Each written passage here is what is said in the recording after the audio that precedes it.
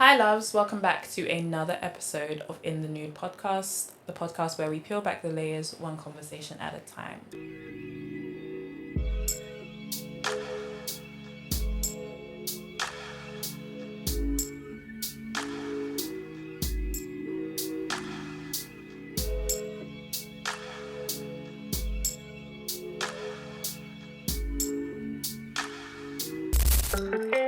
You are now listening to In the Nude. Today's conversation, I am very honored to be having and hosting.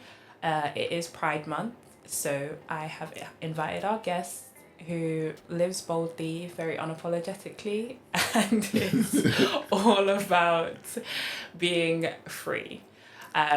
Today we are having a conversation to open the space as somebody who's not a part of the LGBTQ plus community myself, but is always open to creating spaces for people to have these conversations. And I wanted to lay the floor for others to come along and join the conversation. So please join me in welcoming our very own UK-based, pushing his way through the Voguing scene, doing everything that it means to be black, joyful and queer. Please welcome Tinkerbell. Thank you. Do you prefer going by Tinkerbell? Yes, Okay, that's actually so funny because I always say people call me a name by how they know me. Yeah. So like people that's like personally know me, they call me Tinkerbell. See, guys, there is a personal connection to this conversation because I have had the pleasure of watching you grow, your Literally. career, everything for how many years now? God knows. I think it's well over 6 or 7. Oh my lord! But It's been a time. for those who don't know you, introduce yourself. So audience. I am the Don Diva, Alize, Tinkerbell, the Kembe, Trap Line Bling. All of the above. I'm a dancer, creative director, choreographer. What else do I do? I do everything. I'm basically a well-rounded black queer individual, but heavily on the voguing scene. That's where I've been parked up right now for a while now. So I've been doing it for like 8 years. Yeah, 8. It's about to be 8 years. But yeah, I'm just a Vogue extraordinaire, the boy next door. For those who don't know what voguing is, how would you describe that? So voguing is a part of something we call the ballroom scene. The ballroom scene was founded in the late 1970s. It started in New York. It was a scene created by Black and Latinx trans women because they weren't allowed into the white spaces. So like the drag pageants and all of that stuff, they had to create their own scene. space. And then from that, it just started building, and then it just got as big as being worldwide now. Wow. And in that, there's categories. So I work Butch Queen Voguing Femme, and a Butch Queen is just a gay male. And in ballroom, we call trans women femme queens. Okay. So back to voguing. Sorry, I froze. Voguing is a part of one of the categories. So there's Butch Queen Voguing Femme, Vogue Femme itself, OTA performance, stuff like that. Oh, and voguing consists of the 5 elements. Okay. Hands, catwalk, duckwalk, spins and dips, and floor performance. That's what makes it Vogue. Right. I have had the pleasure of watching a few of the competitions myself, and boy, it is very competitive. It Very. is very competitive, but some of those cash prizes be. It's crazy. I don't remember. I think I was watching the Japanese Faces one, and I Oh my was gosh, like, 20K one night. 20K, guys. 20K just one night. You just got to come out and just show your face and go home. What is the category for? Is it face? Yeah, I think face. Yeah. The Guys? It's beautiful. the your skin has to be flawless. Literally. Flawless to a T. Skin, teeth structure, and how you sell it. It enamored me when I first watched it because I was just like, wow, like this is a whole different scene. But it seems so powerful to see so many people just there supporting, enjoying themselves, being completely free and everything. So it really is something to check out, guys, if you've never seen. There's definitely loads and loads of videos on like YouTube and stuff. I think most competitions They're on are now Kendrick there. Mugler TV, Paris Ballroom, and Ballroom Throwbacks. So yeah, those are some of the places you could find her. And it's so funny that you said about the like cash prizes and stuff. Back in the day when I first started out, I used to go to like different countries with just enough to like eat because I knew that there was a cash prize, and that used to fuel me so much that I was going there to get the cash prize, and I would come back with it. Because where there's a will, there's a way. Speak it into existence. That's what we Right. like. Because And I'll take that cash money. That would then pay for my flight there and flight back. Plus, I get extra change. oh my God. So that's the beauty scary? of it is scary, but some risk you have to take. I mean, yeah, makes sense. Makes sense for sure, Yes. of course. But yes, tell us a bit about your journey. When did you start? How did you get into it? So I started in 2018. I was approached by a guy called Cartel Brown. He's now my ballroom father. He told me to come to this training, and I was like, what are you talking about? But I have seen Voguing before, Okay. but I just didn't know what it was called and how you get into it and all of that stuff. I just used to see it on YouTube and stuff. Yeah. And then he told me to come to the training. And then when I came to the training, I literally just joined the house. It was just like, okay, you're in the house now. I was like, okay, cool. And what exactly is a house for So those a who don't house know? is, let's put this in a understanding perspective. So I look at ballroom as like a business or like gay Hollywood in the sense of like, obviously you start from the bottom and work your way up to like the end, which is like iconic Hall of Fame. Okay. But then also it's like you have different agencies and everybody, or different like corporations. So a house is basically built off chosen family, firstly, hopefully. Yeah, so it's built off chosen family, and it's like a group of individuals. So you have a mother, you have a father, and then internationally you will then have, you know, chapter parents and stuff like that. But it's basically a group, a support group for you, and it's so many houses. They're also named after designer brands. So there's the House of Gorgeous Gucci, the House of Vera Wang, there's the House of Revlon, there's the House of Gaultier Brown that I'm in. Okay. Yeah, so the list goes on. Going back to the story. Go ahead. So then I just joined the house, and then when I joined the house, I literally just started training after that. The journey wasn't easy because, like now, they don't have likeness of like myself that the younger people had to come into ballroom. So there was older girls in my category, but they just wasn't as nice. Okay. So it was like nice nasty because ballroom is built on shade. Oh, okay. Literally, it's fun. Another shady queen. It's literally fun, but it's so shady. So yeah, when I came in, it wasn't really like receptive and stuff. I had like one or two teachers, Carter, ex Miyake Muglia, now 007, and Tiffany Garson, now West. They were the people that was really like telling me the ropes and showing me how to do stuff. Tiffany put me in my first pair of heels to ever dance in. So after that, I started getting the more of an understanding of what voguing and ballroom was. And before coming to ballroom, I was in like the darkest place ever. So it was like when ballroom found me, because I like to say ballroom found me, I didn't find ballroom. When it found me, it was like a quick safe haven to like one deal with anger management. It was like, because in ballroom we don't really fight. There's fights obviously, but we more resolve stuff on the floor. Yeah. So it teaches you to like self-discipline and like patience, understanding people, being tolerable and stuff like that. It's actually beautiful in those senses.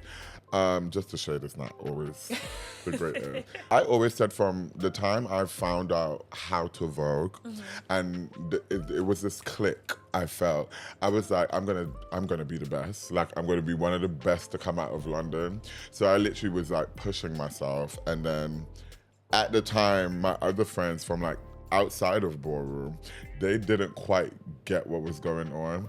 They were like, what is she doing? They would even laugh at me in the clubs back in the day.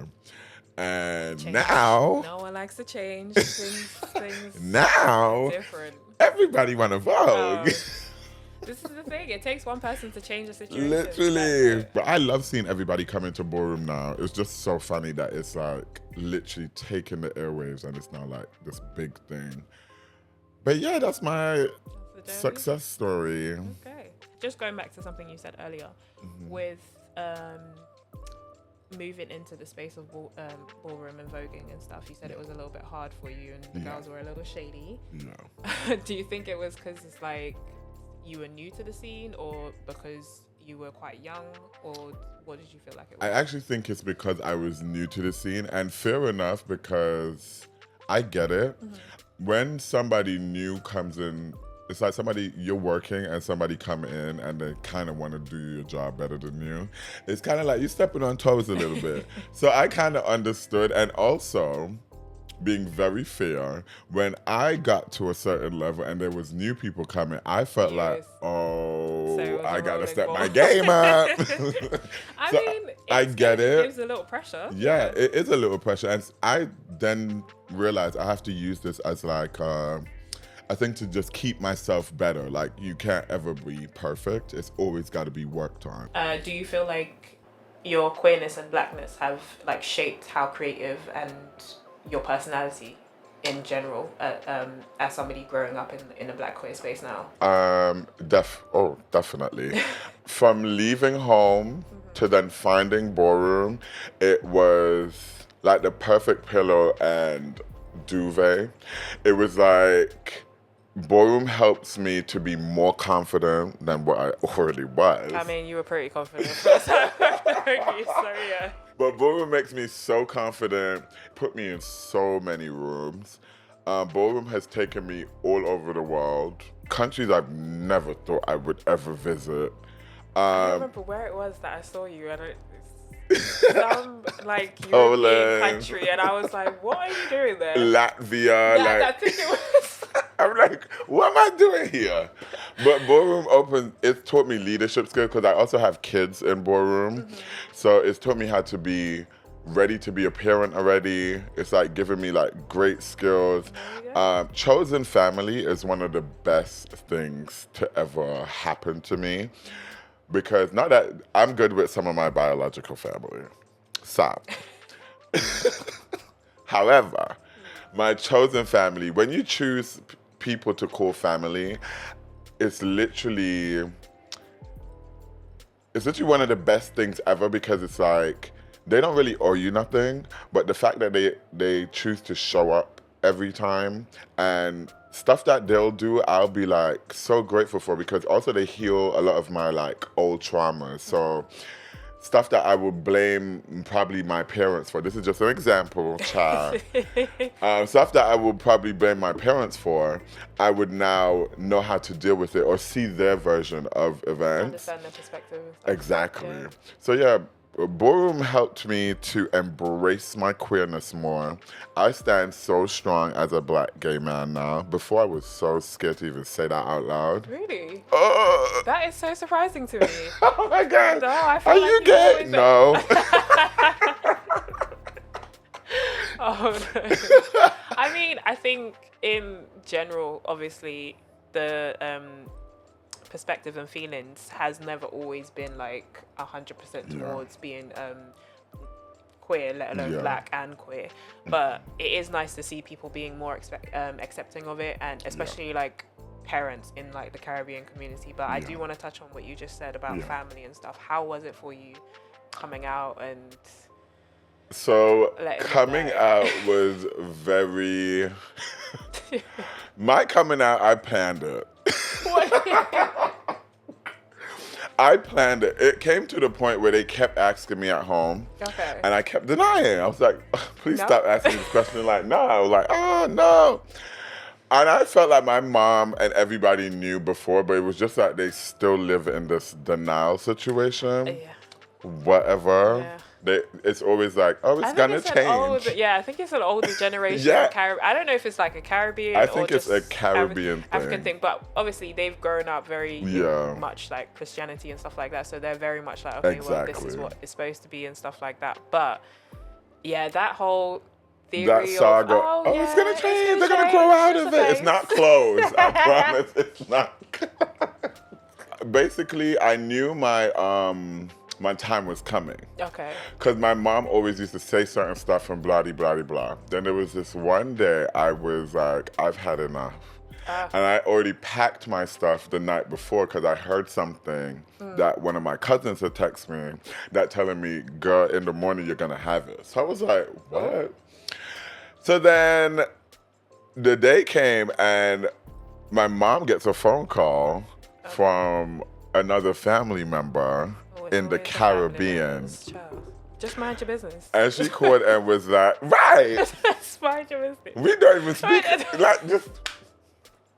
Look. Anyway, she calls and she's like, oh, I heard the Kembe's gay. And if he's gay, he can't be calling me auntie. Oh. First of all, I don't even call you. So let's start there. Yeah. So then when she said that, my mom turned to me and was like, are you gay? I was like, yeah. I was like, yeah. She was like, well, if you're gay, you can't stay here. I was like, okay. Checked you out. Literally. And that's when I'm... Yeah. Oh, shit. I completely forgot about that part. Oh, my God. So, backstory, guys. Yes. How we actually, like, met. Obviously, you and my brother. Yeah. My brother is also gay, for those who do not know. Yeah. Best friends. Yeah, basically. that's my bestie. So, one day, I think he just kind of came home and was like, oh, yeah, do you need a place to stay? And I was like, okay, cool. We just spoke to my mom, and my mom was like, yeah, sure. Why not? And my mom obviously is Love her. that's quite like chilled in a Yeah. way. She's had to like deal with her own adjustment period of like my brother and stuff, but yeah, she wasn't. I will praise my mom because I feel like say give thanks to her she all the definitely time. she definitely has adjusted a lot and opened her mind up a lot more to like understanding Yes. queerness and stuff like Definitely. that, and I feel like it's not the experience for everybody, but yeah, Yep. we met. That's how we met. He was staying with us for a bit.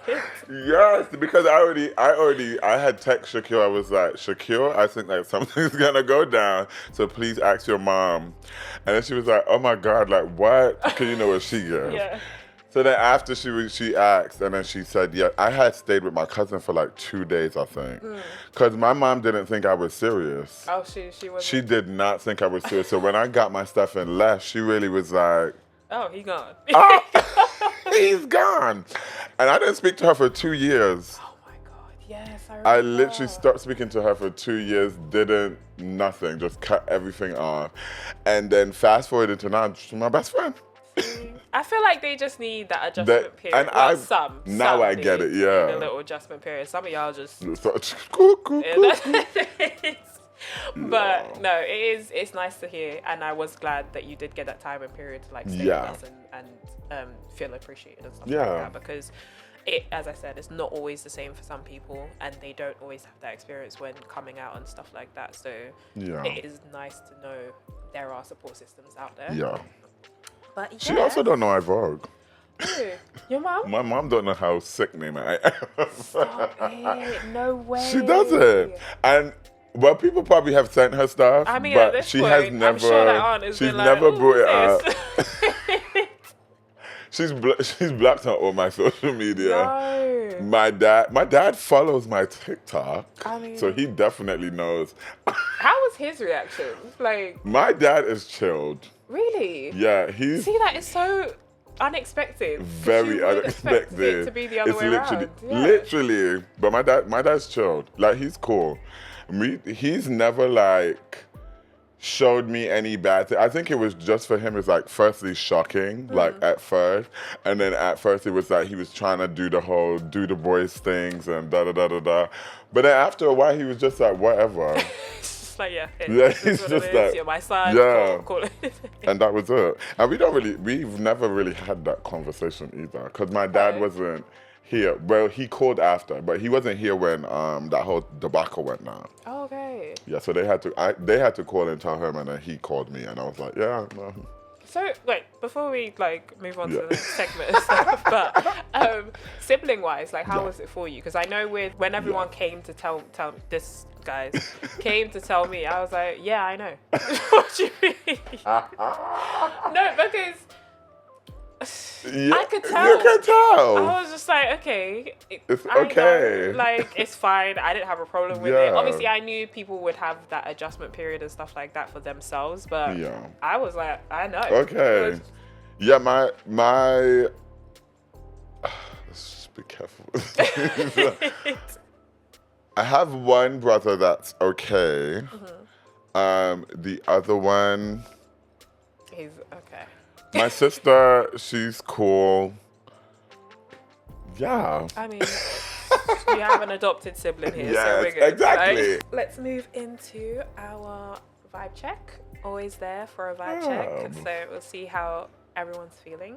But no, this part of the show, as we all know by now, if you've been tuning into the episodes, is called What's on Your Playlist. It's where we check in and see what you've been listening to, what gets you up in the morning, gets you ready for that voguing state. Okay. What have you been listening to? So recently I've been listening to Tame Impala, Love/Paranoia. That's one of my favorite songs in the entire world. That's your go-to?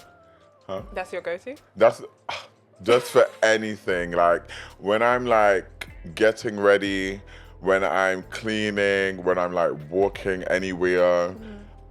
Tame Impala, first of all, any song of his. Sure. What are you listening to? At the moment, what was I listening to?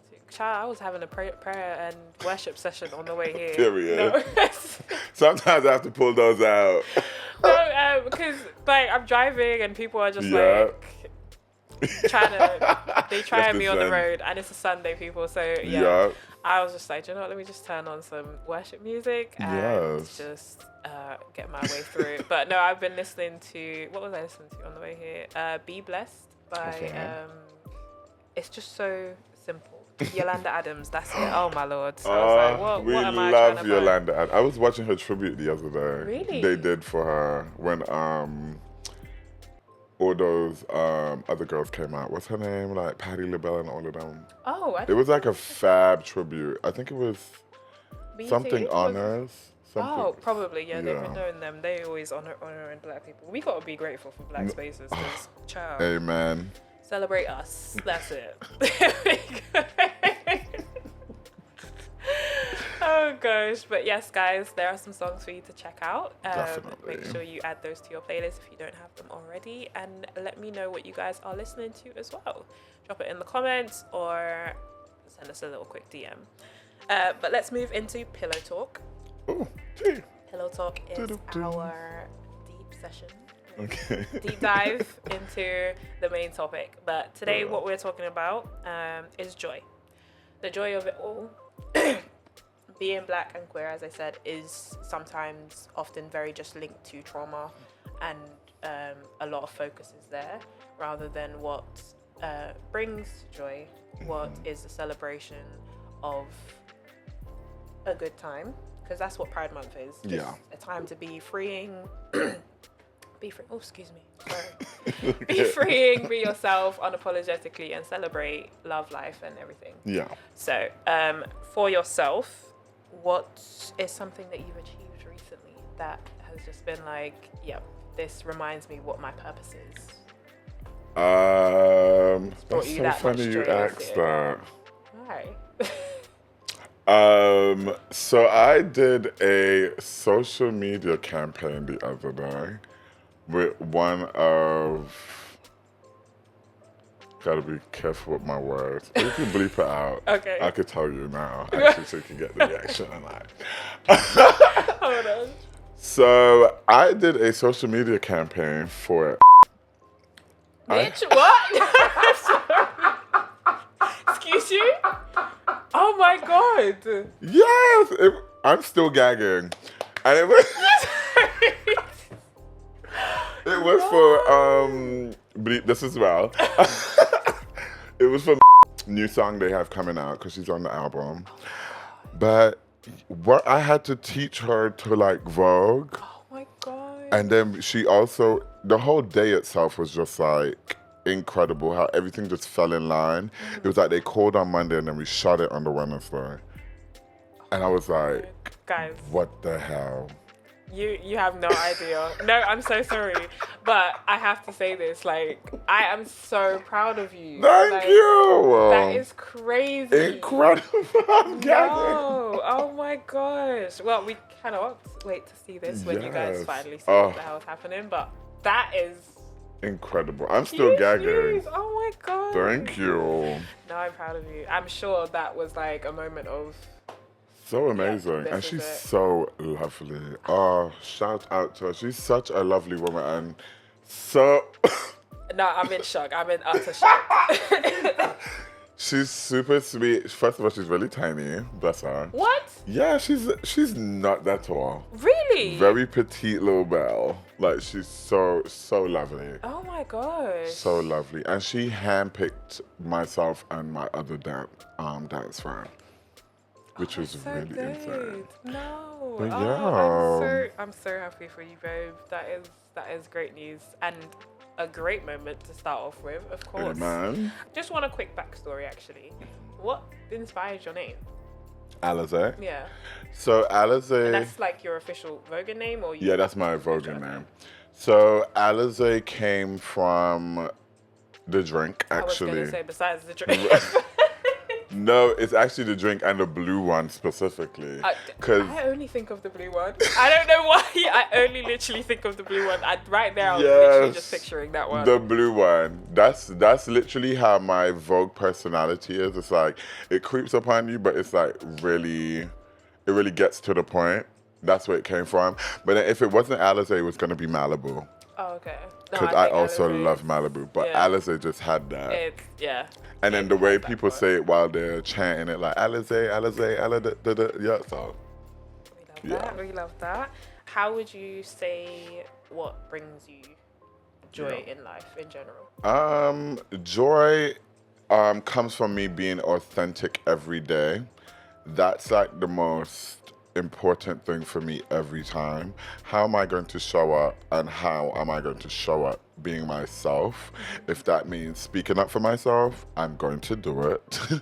If that means turning down stuff that doesn't fit with or align with me, I'm turning it down.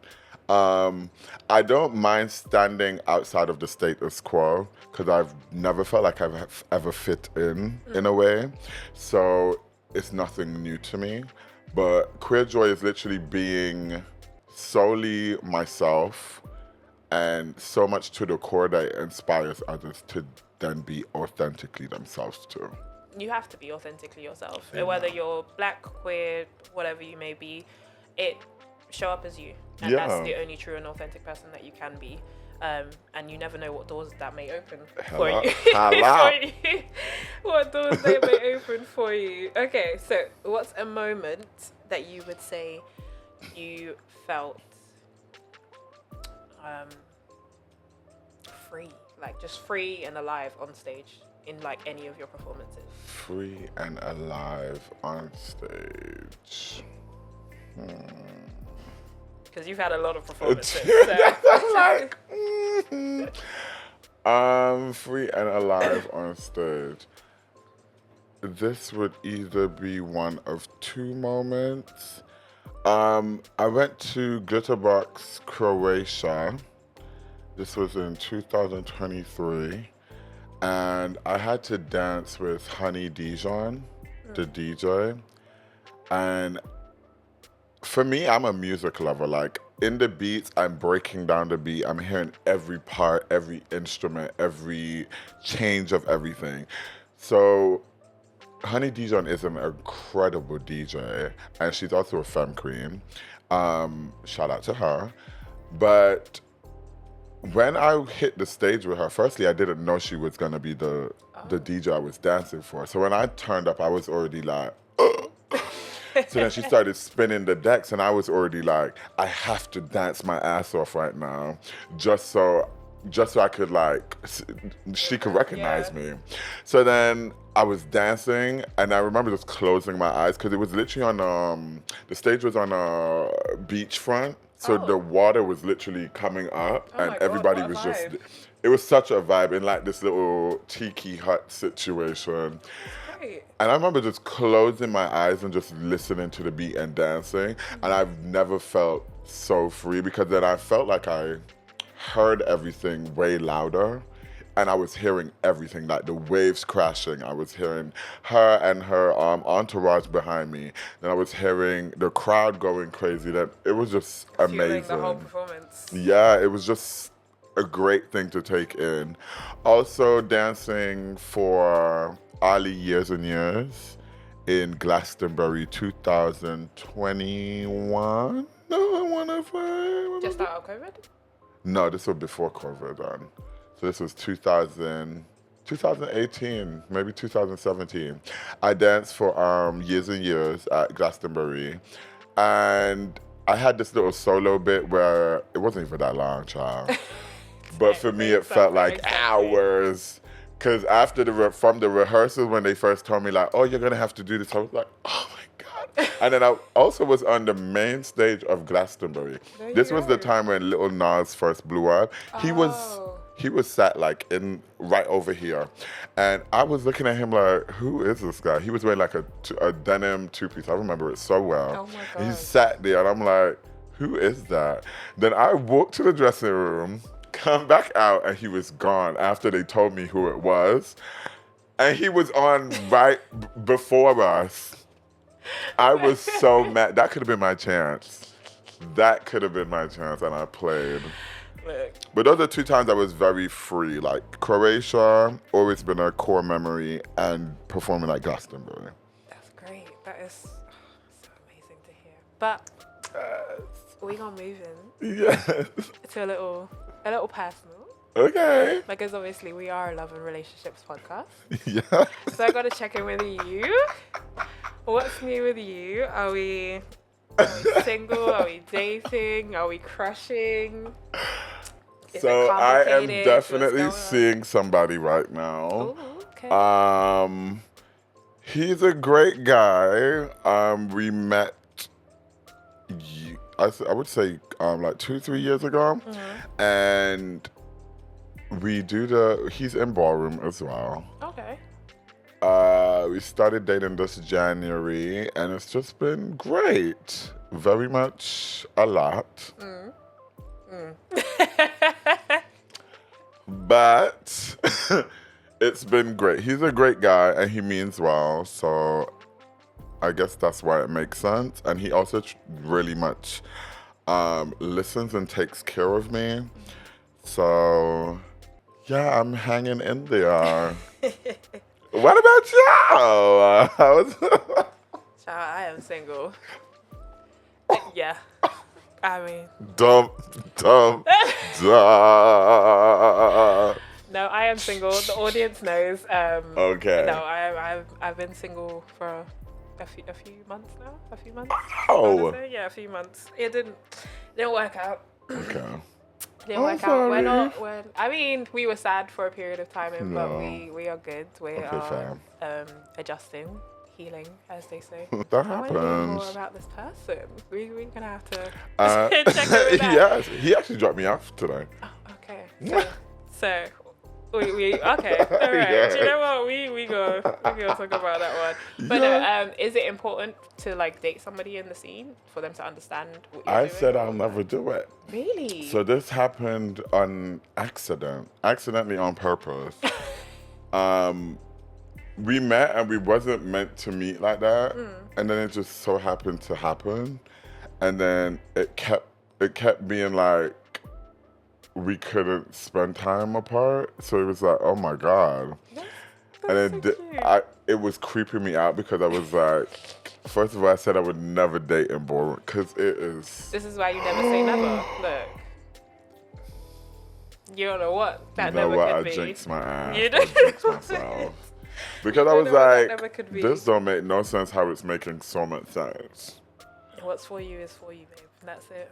What would you say is like your favorite thing about them, or that attracted My you to favorite thing about him is how attentive he is to listen to me.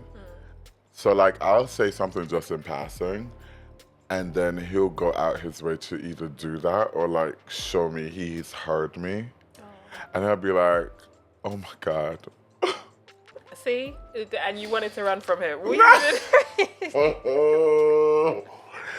Yes, but yeah, I think that's one of the most important things. Yes. Yes.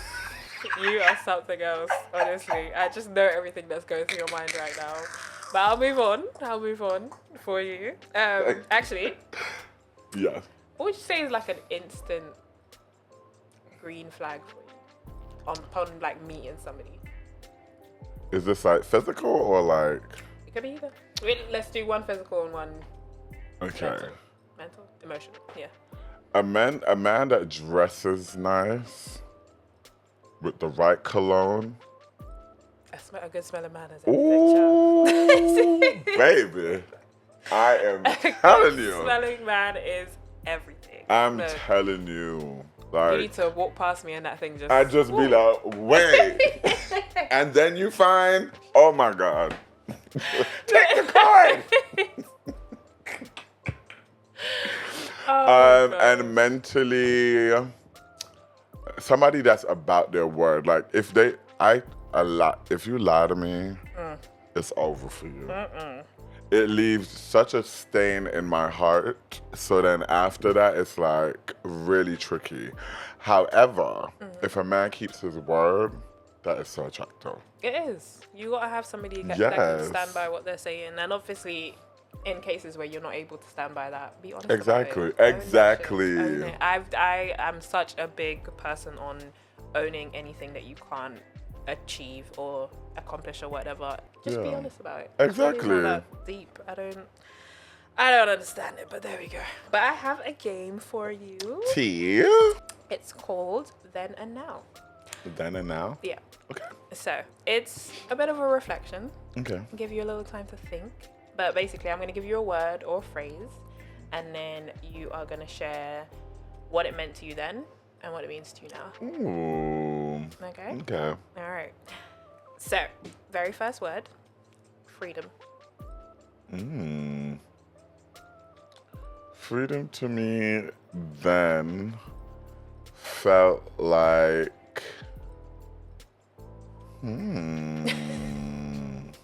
this is very good. Have a think. So freedom to me then felt like, oh my God. So freedom to me then felt like going to school and being one person and coming home and being a different person. Really? Yes. And now? And now freedom feels like showing up anywhere the same person. It's an underrated. So crazy. Because you just, especially in like the community and stuff, it's gonna be hard to show up in spaces always as yourself. So that is an underrated blessing. Yes. Okay, your next word is style. Style. Style to me then was off-white belts. Oh, you combat boot. loved an off-white. You loved I off-white. stayed in an off-white. Oh my God, I loved off-white back in The off-white, the boots, everything. the bag, Oh the my boot, gosh. everything. So style to me then was figuring stuff out. And now it's basically taking a piece of every era and still growing in fashion, where it's like I get to experiment more. Before I used to wear a lot of blacks, and that's it. But now I'm not scared to wear color and change stuff. And I'm not scared to try new stuff now. Before I just felt like I had a uniform. Your next word is family. Family. Family then felt like blood was thicker than water. Family now is chosen. We like that. We like that. No, we like that. All right, your last word is pride. Pride then was first of all lit as hell. I'm joking. But Pride back then, y'all don't have Pride now. Pride. What's changed? Pride has been watered down. They just slap a rainbow on it, and that's Pride. There's not even I don't feel like, especially trans women being a part of the LGBT community, they're not respected enough in Pride, or like,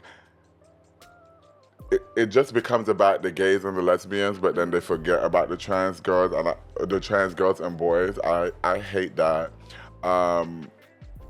Also, it's not fun no more. When Pride was back in Vauxhall on that hill, we used to turn it out there, and they had a little stage and everybody up there. It was a time, and it was more community. Now it feels just very forced with that whole, where is it? It turned into a festival, so it's like a business. They have all these huts, and it's like, they have 2 stages. Why do you have 2 stages for Pride? This is not Mighty Hoopla. This is not Wireless.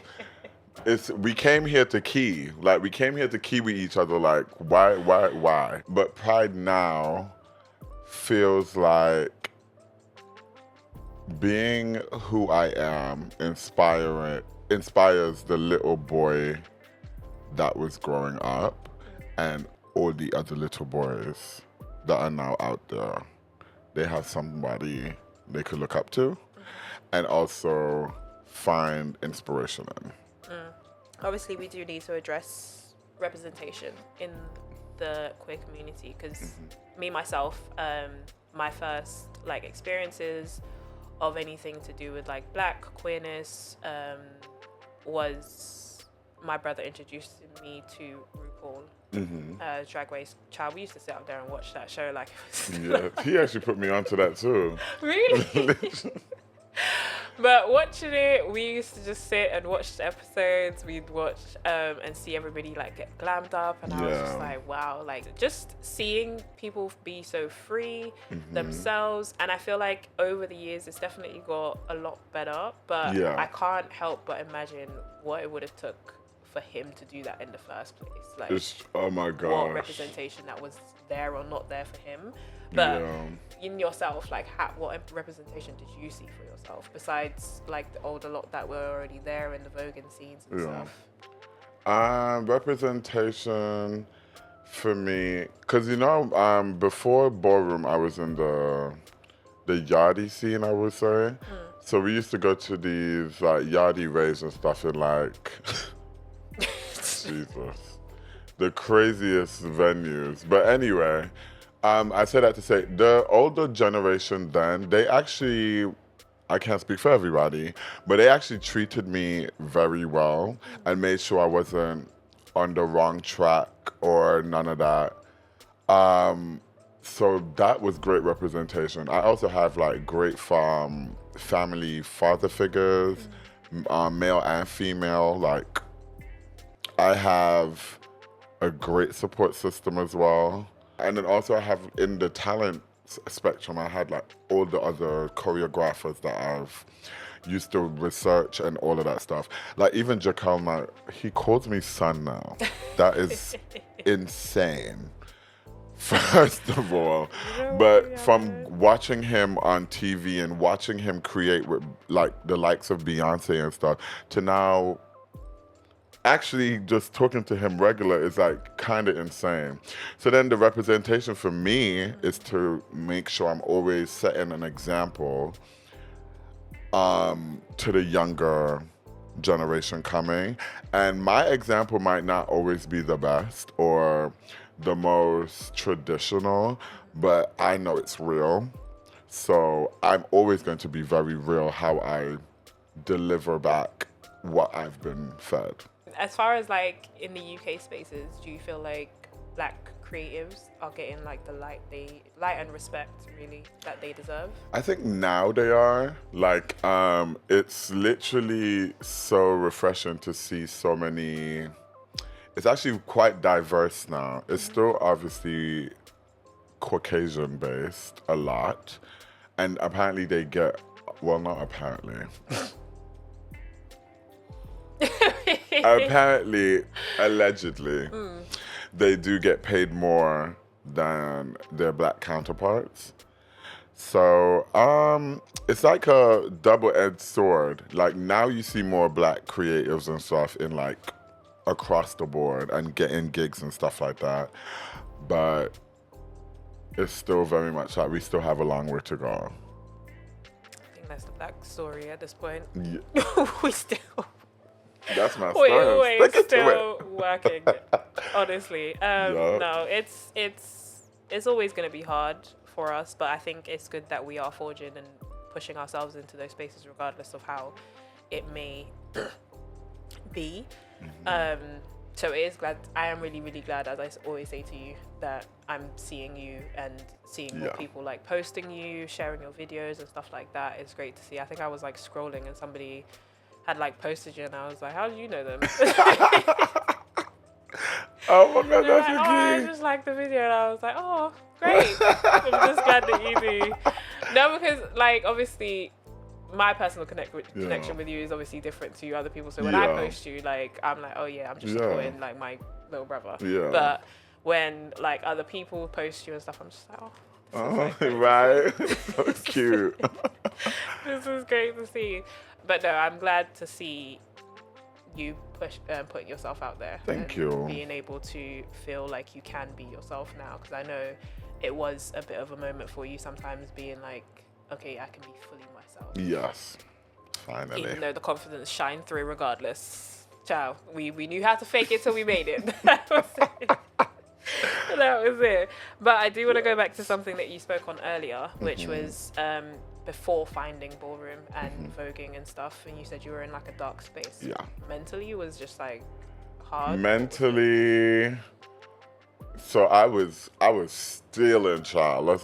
Let's get right into it, cause this is gonna inspire somebody. I was stealing. I was living. I went from having my own place to then moving in with a friend, and that friend was just not good for me. It was like we were going to the clubs every day except they weren't closed. I was drinking Prosecco by the bottle, like one bottle for each person. We're just down in Prosecco, the 10-pound one, Canty. She should sponsor me. I was down in her. We were going to heaven all the time. Fights everywhere, this, that. Then I was going to Morrison, stealing groceries. Oh my God, it was so bad. Oh So my bad. God. I'm so sorry, Morrison. Okay? I'm so sorry. But yeah, it was really bad. And it was just like kind of a way of living and just being a rebel. Plus, that's when I just left my mom. So it was like I was dealing with a lot mentally. Wanting to get out of a space, but then super comfortable in just being like life on the edge. I even got not arrested, but I got put in handcuffs during this whole time. It was just real bad. It was just real bad. And I think God sent Cartel the minute he sent him, because it was like, right then I was like, oh my God, this is too much. Like I need to find some kind of escape. I need to know what I'm doing. Yeah. Cause I just didn't feel like I knew I was doing. At the time I was thinking I was doing like assistant styling. Yeah. Yeah, it was just a very dark place. Now when I look back, I laugh at it because I'm like, what were you doing, girl? Like, What would you say to anyone that's like going through that now? Maybe not with like the full aspects, but like if you're going through that, now, I always say everything is temporary. It's literally never gonna last forever, and the only thing that changes is how you move forward. So that's the most valuable lesson for me. I always want to be on to the next. Like sometimes that could be bad as well, actually, because I'm so much like, oh, what am I gonna do next? What is this gonna do? Da da da da da. Always moving fast paced, so I don't really take in my accomplishments No, you need until to. it's like You need to. until I'm sitting on a beach in Ibiza just crying for no reason. I'm like, Look. I did that. That's the only time, or when I'm on planes, that's the only silent time I ever get to like really think. No. Other than that, I'm Going. Yeah. Yeah. I think that can be true for a lot of people though. life we Yeah. keep trying to move to the next thing rather than like actually appreciating the present moment. Right. And we need to. We need to. You Sometimes do. it's the smallest of things where You we just do. say, "Damn, I actually did that. I overcame this." And I we're saw. able to do that. I was out in Dalston the other night, and these girls, they came out and they were like having the greatest time. I was like, "Oh, what you guys celebrating?" She's like, "I got fired today." Oh, okay. Hey, we I don't said, know "You that got job. fired?" The job And may you're have been killing her. celebrating. The job No may have been killing shade. her. So I was like, that was another thing to be like, no, I gotta celebrate my stuff. Like, no, you do, because you see now people like celebrating their divorces. Hello. And I'm like, you bought a cake for a divorce, okay? But no, Yeah. you don't know what space that person could It's have been true. in that they needed to feel like they can release themselves and yeah. be free. But hey, Power to celebrate the what you people. need to. Celebrate what you need to. But yeah, I want to close out on just one question. Okay. What would you say to your younger self?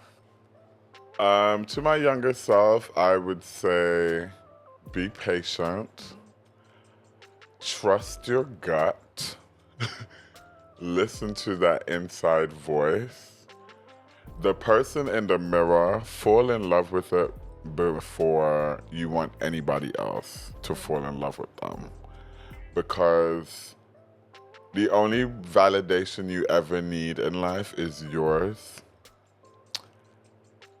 And nothing else matters after that. That's the secret power to being the greatest, is believing in yourself so much that one, it makes other people uncomfortable sometimes, or it inspires them to find their person. I'd also say to my younger self, don't be as strict to fit in. It's okay not to fit in. And you see that in the future. Just be patient, be true to you, and fall in love with yourself before anything else. I like that. That's a very good note. So, where can the people find you? Where can they support you? So you can find me on @TrapLineBlings. Do you have any upcoming performances actually? Like, Upcoming performances. I'll be in Ibiza in August. Oh my gosh. Can't speak about it. Am I missing something? I feel like I'm missing something. They're all on my Instagram. Booked and busy. They're Booked and everywhere. busy. So everything Trapline Blings, that's where you'll find me. And yeah. Well, thank you for joining me today. Thank you for sharing your story, and I Thank hope you. it helps somebody feel seen, heard. Hell, take some advice. Thank you for having me. And congrats on your podcast. This is amazing. And the space is fab. It's very tea and you. Ciao. Love. We love it. But thank you guys. This is another episode of In the Nude. Make sure you follow us on Instagram @InTheNudePod. Drop us any dilemmas or scenarios that you want us to address, and I will aim to get to that. Bye. Bye.